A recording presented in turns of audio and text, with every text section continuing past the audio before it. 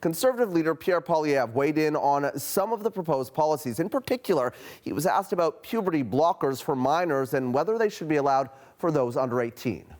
Puberty blockers for minors? Yes. Do you agree with that? Do you agree with that? I think that we should protect children and their ability to make adult decisions when they are adults. So you think only adults? Only adults should take. You said yes. Just to be clear, you said yes. Only adults should take puberty blockers. I think we should protect children, let them make adult decisions when they become adults. So you do support age restrictions? You are against puberty blockers for kids under the age of 18. Is that Yes. unclear? Poilievre's comments are a step further than what was proposed by Danielle Smith, who pitched restrictions on puberty blockers and hormone therapy for children 15 years old and under. The Prime Minister later responded to the remarks, vowing to stand up for families of transgender children. The fact that Premier Smith and Pierre Poilievre want government to take away the option for parents and their vulnerable youth in consultation with their doctors to make the right decisions for them is anchored in ideology and is not about protecting the most vulnerable. Our government will do whatever it takes to protect the most vulnerable. Well, my next guest says helping youth feel accepted with gender-affirming care is one of the best parts of his job. Dr. Jake Donaldson is a primary care doctor at Pinnacle Medical Centres. He joins me now from Calgary, Alberta. Dr. Donaldson, thank you so much for being here on Canada Tonight. Let me first get your reaction to what the Leader of the Opposition had to say there. Yeah, I think this attack on trans rights is a common strategy among right-wing governments around the world in terms of attacking the vulnerable. It distracts away from standing up for working people who are wanting a better quality of life, who are wanting lower cost of living, who are wanting better wages. It's completely unscientific. It's not based on any kind of medical research. Danielle Smith in Alberta didn't consult any medical experts within Alberta or organizational advocates when she made these decisions. Well, he says that he is standing up for children here. He wants to protect children and that they should make these decisions when they're adults. Your comments on that?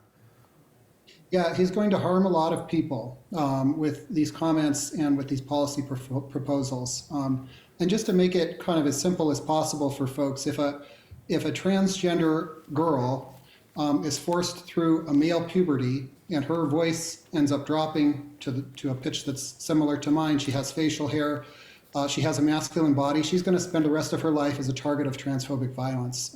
Causes an immense amount of harm to these individuals. The best studies that have been done out there show that rates of suicidality decrease by about 70%. When we're able to support these folks when they're trans youth and get them through a puberty that matches their gender identity. I want to unpack this a little bit with you and kind of go through the process. When a youth patient who is experiencing gender dysphoria comes to your office for the first time, what is the approach with them and also their family? Yeah, it's a very standard approach. We follow, most of us follow World Professional Association of Trans Health Guidelines. It's a 300-page document. It's based on the best available evidence. All of us have consent forms, usually several pages in length, that go through the risks, the benefits, the pros and the cons of the different options that are available to these individuals, and they and their families go through those with us. We always do an assessment in terms of what kind of mental health support they've had in the past, how much family and community support they have.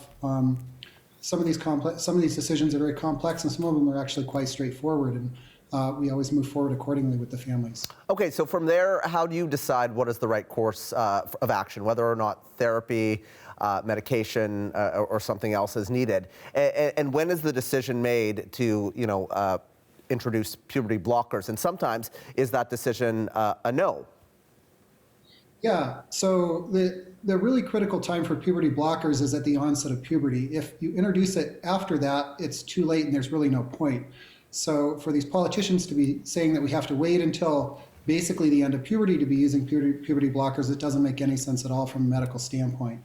The consent process for me, I just get to know the family. I I get a sense of kind of everything that I mentioned.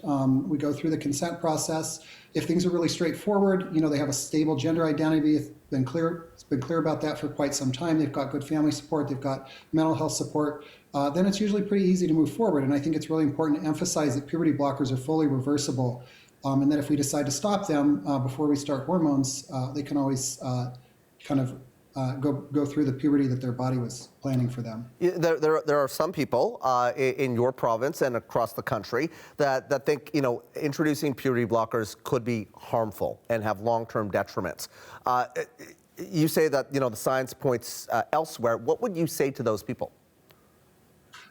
For every medical intervention in the world, really, there are risks of benefits and harms. That's why we have an informed consent discussion. The risks of puberty blockers are actually very low. There is, when people are on puberty blockers, their bone density doesn't keep up with their peers. Studies, most recent studies, really just in the last year or two, have shown that they eventually catch up, though, once they start hormones later on. So their bone density ends up being basically concordant with that of their peers. We're weighing the risks of things like that with the risk of doing nothing and forcing somebody through a puberty that doesn't match their gender identity, and the just obvious harms that go with that.